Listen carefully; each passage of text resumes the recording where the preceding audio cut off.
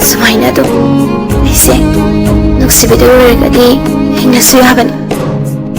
Ibu sumaina nuksibibagi sengna kya launi hayo. Adamai tawdo oiradi ai siningre kamai tawni. Wa ngangaba ai dum targa legi. Sirasu sumaina nuksina aibang pal thadok chakeba kapo haibasu nati. Adamaina tawno haiba ai waba hele. Yung nagkaigiro suwagtan sa malang duso mo. Nangi ako kiwawasin nila ay hitamoy na ang manugsibagi dari mga mamaya sila fet mo dyan ang matabibalite. Hena doon ang manugsibagi.